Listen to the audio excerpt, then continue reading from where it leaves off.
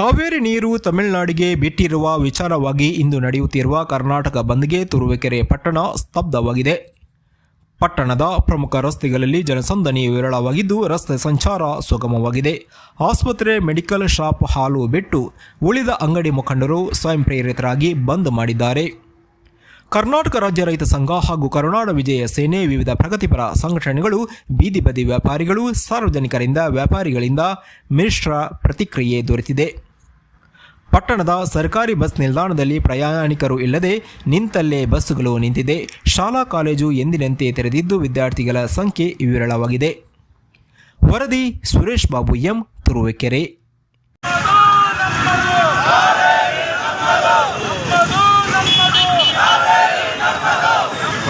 sir